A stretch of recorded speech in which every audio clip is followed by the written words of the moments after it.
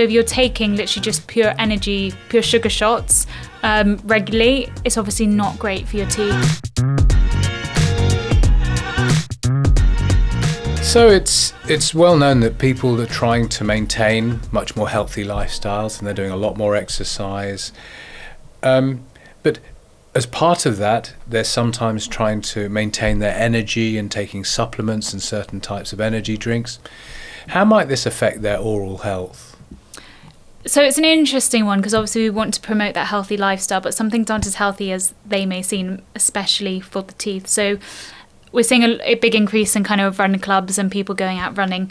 And with that, we're seeing people do a lot of energy drinks, take a lot of energy drinks, also taking gels, energy gels, which if you look at it, it's just pure glucose. And what we know is that sugar is the number one cause for dental decay.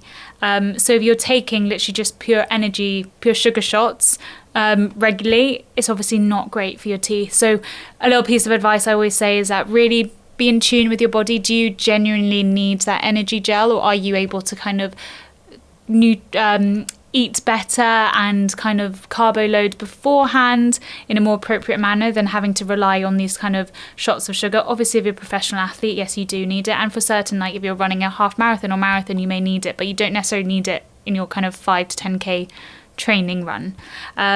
Something else to be aware of is when you're exercising, you're putting your body through a lot of strain. So what that can lead to is exercise-induced immunosuppression. So essentially your body's going through a lot of strain, so it's not able to fight against things like gum disease or tooth decay. So actually it just struggles a little bit with that. So you're more prone to have issues if you do have gum inflammation. Okay, so just talking about those energy drinks again, and you say that's pure glucose that you're putting into body for energy.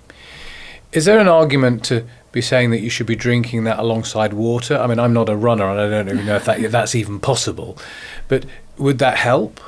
Theoretically, yes, but I just don't know whether you'd be running around with both an energy drink and then have water. And have water, yeah. Something that people are doing now is mouth rinsing, so they're not actually drinking the energy drinks fully, but they're actually just rinsing it around to try and get the glucose in. Once again, awful for your teeth, so I'd actually not recommend that. Something to be aware of specifically with energy drinks is also they're very acidic. So with that, it's another kind of way to cause damage to your teeth. Yeah, acid and sugar. Mm-hmm. The two worst things for your teeth. Things for your teeth. And what about potentially, I mean, we talk about water, we talk about energy drinks. What about dehydration? Mm-hmm. Is that something that affects people, and how does that affect their oral health? Absolutely. So it's quite obvious that obviously if you're sweating out and burning calories with all of that, you tend to be dehydrated unless you're hydrating really well. But most people, when they're exercising, there'll be some element of dehydration there. What that means is reduced salivary flow.